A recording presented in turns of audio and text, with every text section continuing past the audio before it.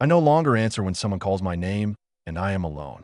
That habit did not come from fear in the usual sense. It came from repetition, from procedures that worked until they didn't, and from one stretch of time in the mountains when doing everything correctly stopped being enough. I mention this at the beginning only because it explains why I am careful with certain details now, even years later. What happened there did not end when I left. At the time, I was serving as an operations coordinator for a regional search and rescue unit in the mountains. I had been doing that work for 16 years, long enough to trust patterns, long enough to know which mistakes killed people and which ones only looked dangerous. My job was not heroics.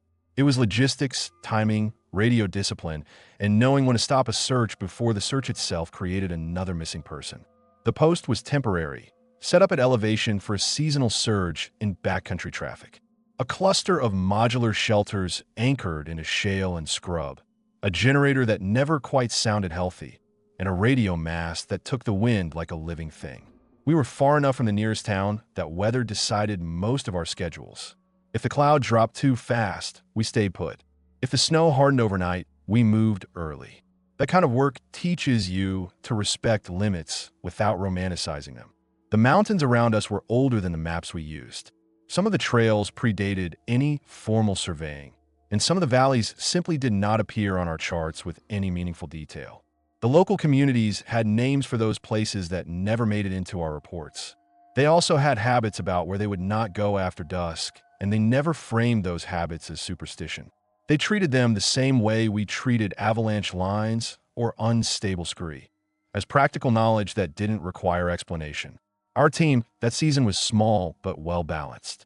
There was the regional supervisor who handled external pressure and liability, a field lead with a strong sense for terrain who had grown up nearby and moved through the mountains without hesitation, a communications specialist who trusted instruments over instinct and had little patience for anything that couldn't be logged, and a younger volunteer on his second year, eager, careful, and still learning how silence could be a warning. We ran clean operations, check-ins every 30 minutes when units were active, call and response protocols standardized down to phrasing and timing. Nothing went out over the air that hadn't been practiced. Voices mattered in this work. Stress changed pitch, changed cadence. You learned to hear the difference between exhaustion and panic, and you learned not to let either spread. Most of what we dealt with that month was routine. Dehydrated hikers, one broken ankle, a weather delay that kept a small group sheltered overnight longer than they planned. Paperwork, handoffs, briefings that blurred together. When you do this work long enough, the quiet stretches are as important as the emergencies. They reset expectations. They tell you the system is still holding. There was nothing overtly wrong when the first deviation occurred. Before we go any deeper, take a moment to leave a comment below. Tell me where you're listening from, and whether you've ever heard anything like this yourself. If you enjoy the story, hit that like button and subscribe. Thanks. It came in during a pause, a gap between active operations, when radios were technically monitored but not expected to carry traffic. The transmission was brief and properly formatted. The signal strength was inconsistent but within what the terrain allowed. The coordinates attached to it fell just inside a search grid we had closed the week before. At the time, I treated it as noise layered with fatigue. High elevation does that to people, especially at night. The communications specialist logged it without comment. No unit acknowledged it because there was no protocol reason to. That was the end of it, as far as procedure was concerned. Why notice later, and only later, was that I remembered the voice. Not clearly, not enough to place it, just enough to register familiarity without context. That happens in this line of work more often than you might think. You hear dozens of people at their most strained, and your brain catalogs patterns faster than names. I told myself that was all it was. Recognition without meaning. The mountains did what they always did. Wind rose and fell. The generator coughed through the night. Metal contracted as temperatures dropped. Nothing responded to us in any way that felt intentional. If there was something else present then, it gave no indication that it was aware of us. Or, if it was aware, it gave no indication that awareness mattered. Over the next few days, we adjusted nothing. There was no reason to. The field lead mentioned, in passing, that one of the local volunteers had declined an overnight assignment above a certain ridge. He didn't justify it. He just said it wasn't worth the argument. That was common enough to ignore. I trusted routine. Routine had kept people alive under worse conditions than these. And I trusted my own experience. I had coordinated searches where weather erased footprints in minutes and terrain swallowed sound whole. I had heard radios fail in ways that felt personal until you understood the physics of it. I had learned not to assign meaning too quickly.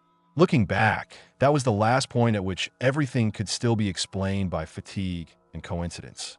The last stretch of time when the mountains were simply difficult, not attentive. I did not know that then. I only knew that the post was functioning, the team was competent, and the silence between calls felt earned. When a radio broke that silence again, later, I would realize that the timing mattered more than the content.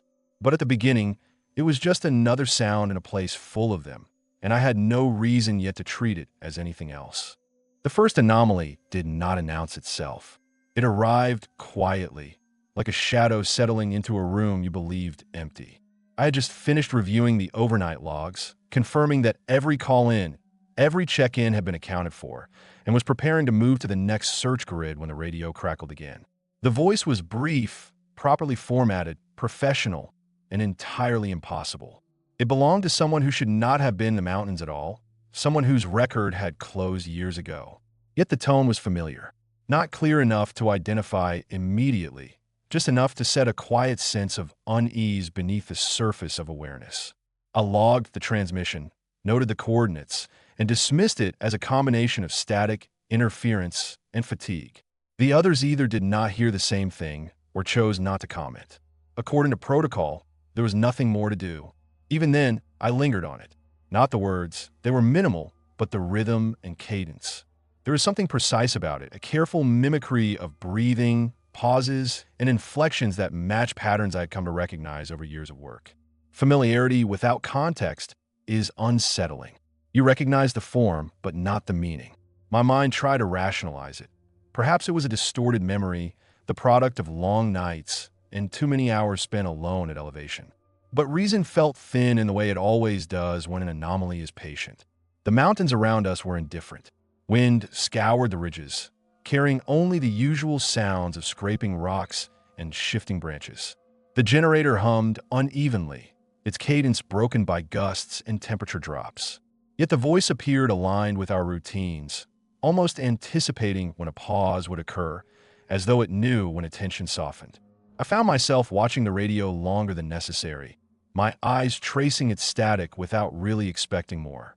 When I reviewed the event later, I noticed subtle details that had gone unnoticed at first. The coordinates, though inaccurate for current activity, were deliberately within our operational grid. The transmission came at a moment precisely after a report was filed, filling a space that existed whether we recognized it or not. It respected our structure, our timing, our routines. It waited. The effect was not immediately alarming, but it was persistent, a quiet insistence that something was observing, learning, waiting for attention to drift. Later, other small discrepancies began to surface. Slight echoes in the canyon did not match the terrain. Shadows lingered longer than they should have. I occasionally glimpsed movement at the edges of vision. A flash along a ridge, a shape between trees, nothing solid, but enough to trigger that faint, instinctive hesitation that all field personnel learned to notice. Each time I rationalized it. Fatigue, wind, wildlife, old memory trying to insert itself into the present. Yet with each rationalization, the sensation of being watched did not fade. The field lead noticed it before I did. He began adjusting his patrol routes, skipping areas he had previously considered safe. He did not justify it, and when I pressed, he only said the terrain felt off and left it at that. Such intuition is a natural product of experience, and I respected it without pressing further. The volunteer, in contrast, began monitoring every signal obsessively. Once he removed his headset mid-shift and placed it down, as though it had become uncomfortably warm, only to laugh off his own unease when I asked what had happened. Fatigue, he said. I'll let it go. But the transmissions persisted, and with each occurrence, they varied subtly. Pauses shifted, word order adjusted. The voice aligned more closely with current practices rather than old habits. It was as if it was learning the present, not merely mimicking the past. I began noticing the pattern before it fully revealed itself. The anomaly did not appear randomly. It arrived at intervals tied to attention, to hesitation, to the moments when I was least prepared to engage. Once, late in a quiet stretch, I realized I had leaned closer to the radio without thinking. That fraction of a second was enough. The transmission arrived immediately afterward, perfectly timed, and withdrew when I did not respond. I recognized then that this presence did not need force to influence us. Its strength lay in observation, in patience, in the ability to exist alongside our routines and adjust when we faltered. I told myself it was nothing. Experience had carried me through worse. Equipment, procedure, habit, these were enough in every other circumstance. But this was different. Attention itself seemed to fuel it. Recognition strengthened it. Silence did not dissolve it. And in that awareness, I sensed the first faint outlines of something deliberate, unseen, and far older than the patterns we tried to control. It was waiting, and I had just begun to notice. The second occurrence confirmed that the first had not been an isolated fault. It came 2 nights later, again during a period of low activity.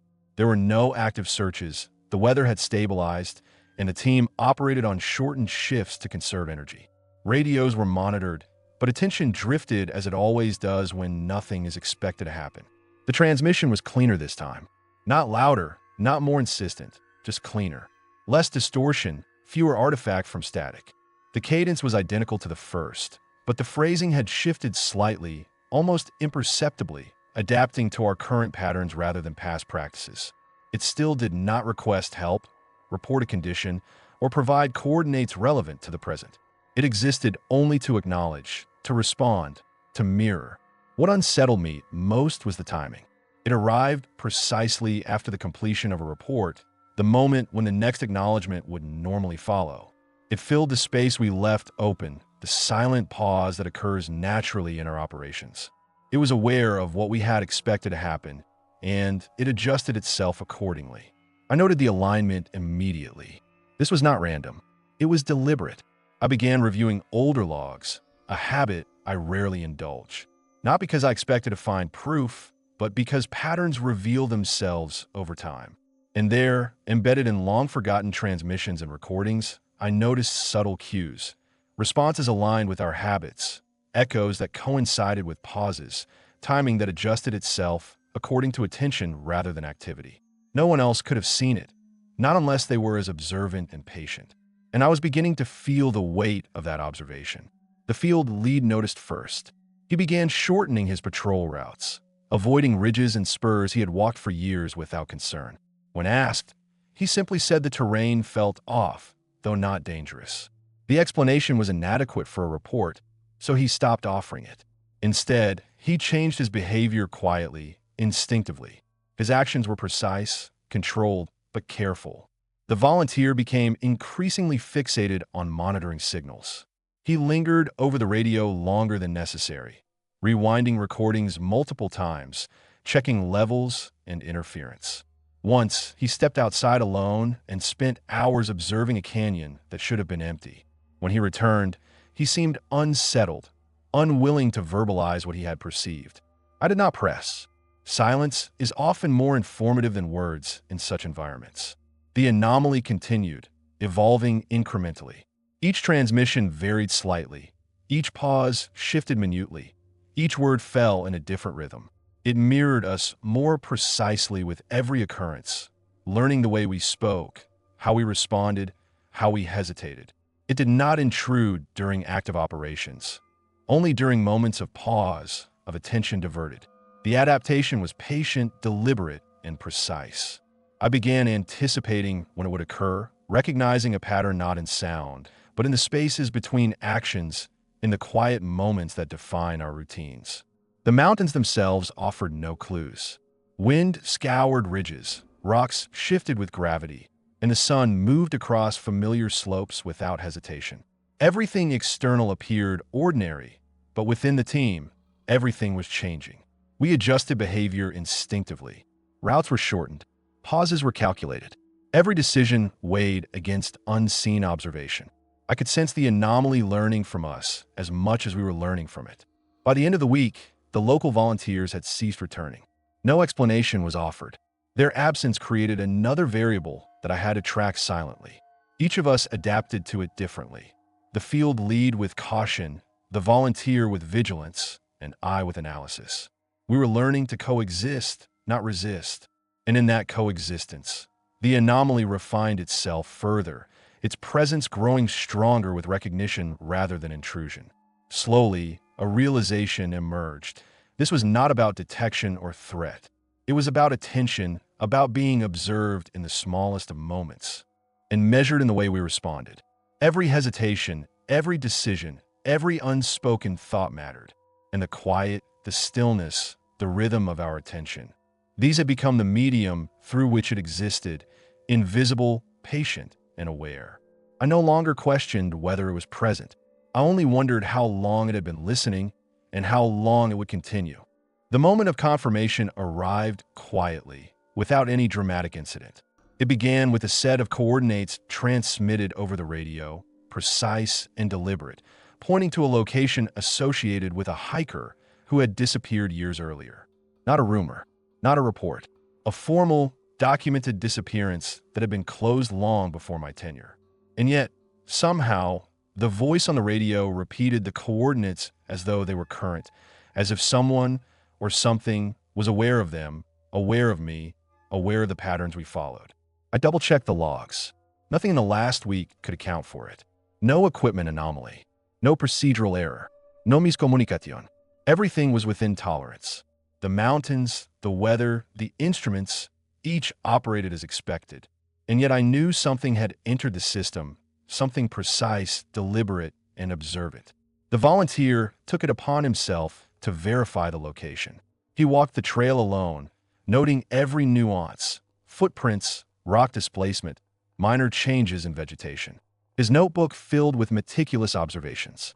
He returned hours later, silent, his eyes distant. The trail had revealed nothing unusual in physical terms, yet the weight of observation hung over him. I watched him withdraw from tasks, hesitant, deliberate, careful. His presence seemed to acknowledge something beyond what any of us could articulate. I began noticing small, inexplicable details elsewhere. The radio occasionally carried static that seemed patterned, rhythmic, almost like the echo of a breathing space, coinciding with moments when someone's attention drifted. Equipment seemed to respond only when observed carefully, every readout aligning with the timing of our movements, as if calibrated not to function independently, but in relation to us.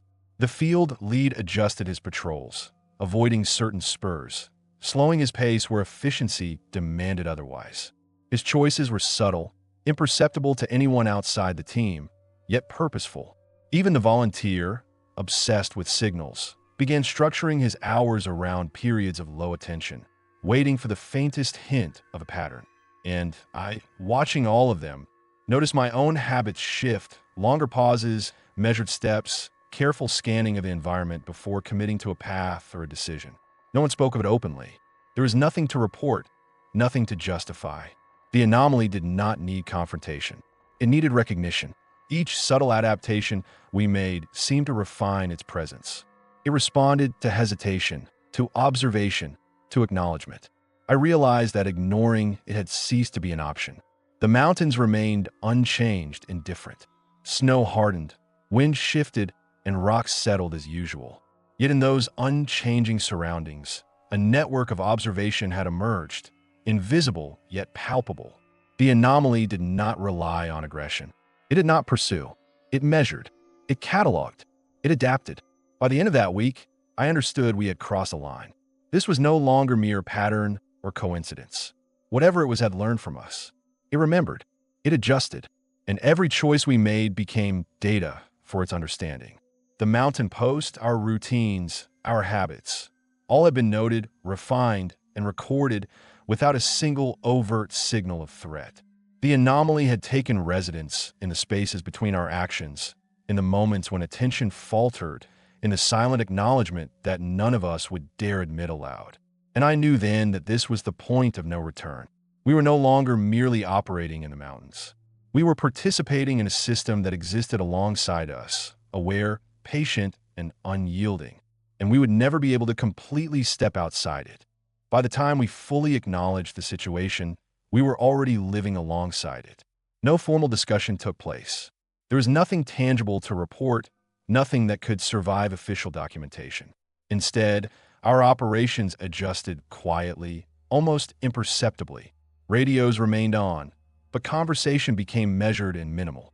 When we spoke, it was functional, clipped, stripped of any unnecessary markers that could be mirrored or observed.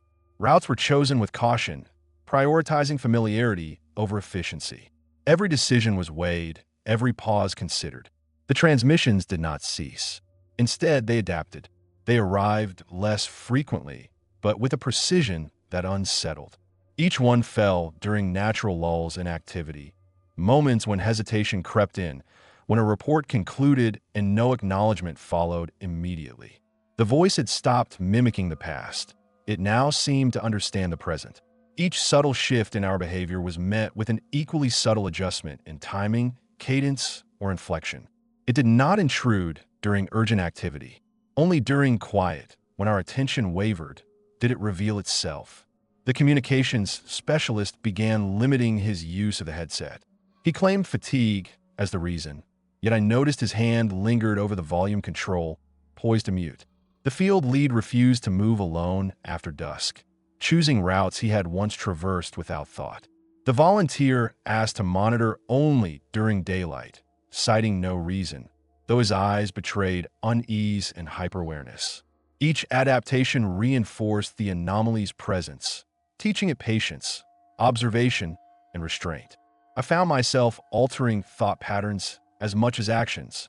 I would pause before reviewing logs, consciously delaying recognition of familiar names or routes. I avoided rehearsing voices in my mind. Attention became a currency, and I was learning to spend it carefully. Even when nothing occurred, I sensed that acknowledgement alone could provoke a response. Once I lingered over a map, considering an alternate route. The transmission arrived immediately afterward, perfectly timed, and retreated when I ignored it. The control lay not in fear or force, but in observation and response. The mountains themselves offered no warning. Wind scoured the slopes, snow hardened as expected, rocks settled in familiar patterns. And yet, everything within the post was measured, evaluated, adapted. Behavior dictated outcomes more than terrain or weather. Every hesitation, every pause, every unspoken thought seemed to exist within a system that was aware of us, patient and meticulous. We no longer moved freely, we moved deliberately. By then, the volunteers had vanished completely, quietly withdrawing from the environment without explanation. Their absence simplified variables, but added a new tension. The anomaly, whatever it was, had fewer interactions to analyze, but seemed more attuned to our individual behaviors. Every decision we made was now observed, cataloged, and responded to silently and with exactitude. The sense of coexistence became oppressive, not through violence, but through its inevitability. I understood then that the anomaly's power lay not in intrusion, but in persistence. It forced adaptations, dictated attention, and enforced awareness. It did not chase, it did not attack. It only required recognition. And in that requirement, we became participants in a system beyond comprehension, adjusting endlessly, learning quietly to coexist without understanding. And in that coexistence, I began to notice an even subtler effect. I did not need to hear it or see it to feel it. Every movement, every consideration, every careful breath was noted. And the knowledge of that awareness shaped decisions long before any explicit signal. It existed alongside us, patient, persistent, and indifferent. And we had no choice but to respond. The decision to shut down the post was presented as a routine logistical adjustment. Seasonal weather patterns were shifting earlier than expected. Access routes would soon become unreliable. Staffing needs elsewhere had increased. On paper, the rationale was sound, and no one questioned it. I coordinated the withdrawal with the same care I had applied to every operation before it, ensuring equipment was secured, logs finalized, and responsibilities reassigned. There was relief in procedure, familiarity in closure. The anomaly did not interfere. During the final days, the radios remained quiet. No misplaced transmissions arrived during shutdown checks. No voices filled the spaces between reports. Systems powered down cleanly, one channel after another, without interruption. The absence felt deliberate, as though the system we had adapted to was aware of the transition and saw no need to respond. That quiet unsettled me more than any previous signal. The last night passed without incident. I remained awake longer than necessary, reviewing logs I already knew by memory. I listened to the wind move through the ridges, to the structure of the post settling as temperatures dropped. Every sound behaved as expected. Nothing arrived to fill the silence. When the final radio was powered down, the quiet felt complete, not peaceful but finished, as though a condition had been met. We left at first light. The descent followed familiar routes, terrain giving way to distance and scale returning to normal. The mountains receded gradually, their weight lifting with each mile. Conversation returned cautiously. Laughter surfaced in brief, controlled moments. I listened, driving, watching the road unwind ahead of us, noting how quickly the environment began to feel ordinary again. By the time we reached lower elevation, the post already felt abstract, reduced to coordinates, archived reports, procedural memory. The others spoke of future assignments, of rest, of home. I nodded when appropriate. Nothing in their voices suggested that what we had adapted to follow them. For them, the environment had been left behind. For me, it had not. The realization came slowly, without drama. In the months that followed, I noticed subtle changes in how I responded to the world. I paused before answering when my name was called from another room. I waited an extra second before turning when someone spoke behind me. I listened for placement, for context, for whether the sound arrived into a space that felt prepared. At first, I attributed it to habit, to professional caution carried too far. But habit does not refine itself. What changed was not fear, but attention. I became aware of how recognition forms, how easily familiarity completes a pattern without confirmation. Most of the time, nothing followed. Silence remained just silence. Life continued uninterrupted, but the pause remained. The hesitation stayed. I do not think about the mountains often. They do not appear in dreams. I do not imagine figures waiting along ridgelines or voices echoing through memory. What remains is quieter than that. A rule, learned without instruction and never recorded. If something understands how you sound and knows when a response is expected, recognition alone may be enough to sustain it. I no longer assume that silence means absence, only that nothing has chosen to respond.